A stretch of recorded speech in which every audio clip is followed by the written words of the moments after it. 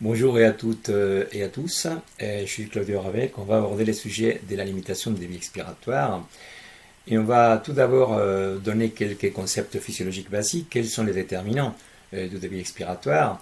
Bon, bien évidemment, les premières déterminantes du débit expiratoire, c'est la pression de rétraction élastique, c'est-à-dire l'alvéole qui cherche à revenir à sa position de repos après avoir été gonflée par les travails inspiratoire diaphragmatique, et cette pression de rétraction élastique va générer donc un débit, puisque cette pression va être plus élevée dans l'alvéole que dans la bouche, et ce débit va s'écouler au cours du trajet parce qu'il existe une résistance de la voie aérienne.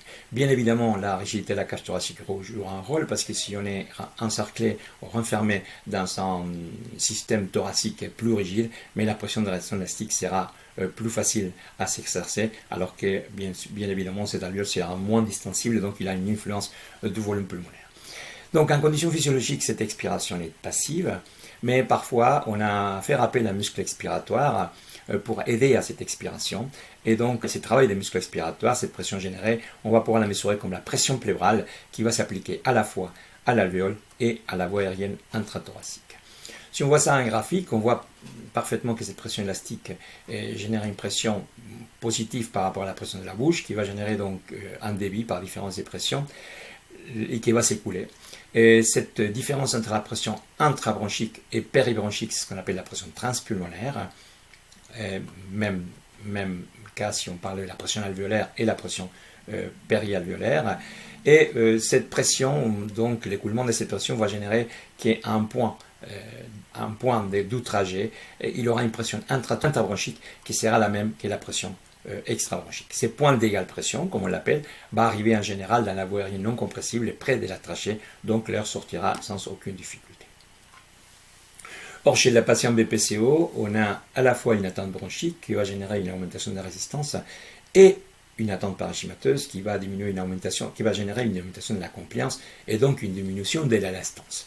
Ces deux situations vont faire que moins pression élastique, plus de résistance de la voie aérienne, ces points d'égale pression vont se rapprocher de l'alvéole et va se rapprocher donc de l'alvéole pouvant atteindre ces points d'égale pression, la voie pour être atteint dans la voie aérienne compressible, et donc si on applique une pression expiratoire active pour aider à cette expiration, bien, on peut finir pour produire que la pression de l'extérieur soit plus importante que la pression de l'extérieur et produire un collapsus de cette voie aérienne. Et dans ces cas-là, c'est ce qui va être la pression de transmission, la différence de pression qui va générer les débits, ne va pas être la différence entre la pression dans l'alvéole et la pression dans la bouche, mais va être la différence entre la pression dans l'alvéole et à l'intérieur de la bronche et la pression péribronchique ou à l'extérieur de la bronche. C'est ce qu'on appelle le phénomène des cascades, ou waterfall phénomène en anglais. Donc on voit ici comme au fur et à mesure que la pression élastique diminue et que la résistance de la voie aérienne augmente, ces points d'égale pression se rapprochent de plus en plus à l'alvéole et peuvent favoriser donc les collapsus dynamiques expiratoires. À cela va s'ajouter le principe physique de Bernoulli qui dit que la pression latérale exercée par un gaz est inversement proportionnelle à la vitesse de ces gaz, puisque dans ces segments limités, la vitesse peut être plus élevée, la pression latérale exercée va être moindre, donc à la pression extrabronchique ou péribronchique exercée par les muscles respiratoires va s'ajouter la moindre pression à l'intérieur de la bronche, et cela donc va favoriser encore davantage les collapsus de la voie aérienne. Voyons ce qui se passe chez un patient. Ça, c'est l'exemple d'un patient ventilé au cours de toute l'expiration. Donc, vous voyez que les patients, déjà, il y a une pression positive dans l'alvéole en fin d'expiration parce qu'il a été ventilé par pression positive intermittente. Donc, on a 25 de pression à l'intérieur de l'alvéole, de deux alvéoles, confronté à une bronche normale et une autre confrontée à une bronche rétrécie. On voit qu'à la fin au début de l'expiration, déjà, on aura plus de pression, ici le débit va s'écouler facilement, donc la pression va s'écouler facilement et va diminuer, mais ici, puisqu'il a la voie aérienne qui est rétrécie, il aura moins de facilité pour dégonfler l'alvéole et il restera de l'air dans l'alvéole et il restera une pression élevée. Au fur et à mesure que l'expiration se succède, on verra que cette différence c'est majeure et puisque la pression de rétraction élastique diminue Donc on aura moins de pression des transmissions et comme on fait appeler le muscle expiratoire au travail expiratoire, on aura donc plus de pression expiratoire péribronchique et donc ces phénomènes vont s'aggraver jusqu'à qu'à la fin de l'expiration, un débit séro-expiratoire, mais il restera donc de l'air dans l'alvéole qui va générer une pression positive à l'intérieur de l'alvéole à la fin de l'expiration.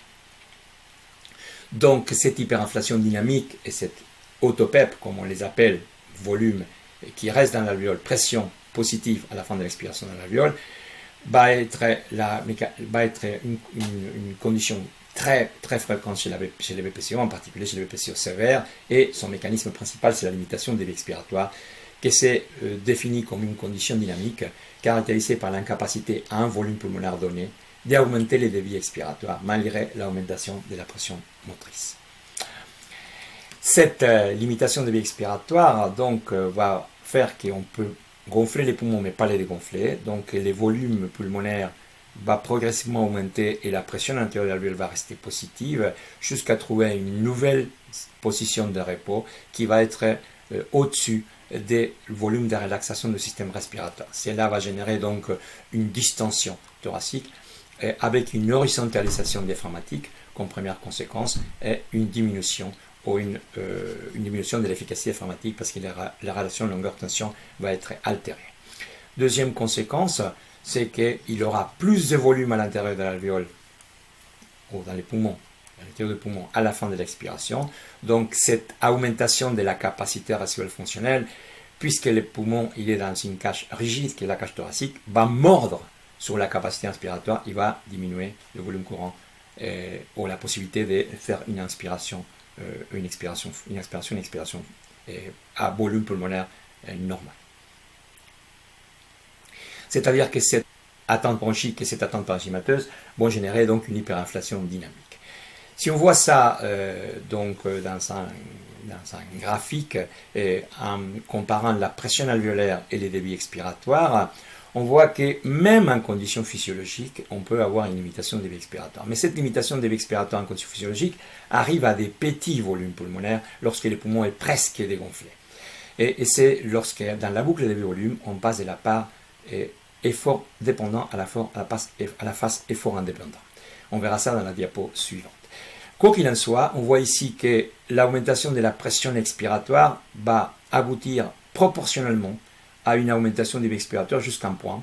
Et ces points, c'est les points dans lesquels le poumon est presque dégonflé et toute pression appliquée ne va pouvoir pas générer plus de débit parce que l'alvéole est presque dégonflé et il n'y aura pas de débit même si on applique toute la pression qu'on veut.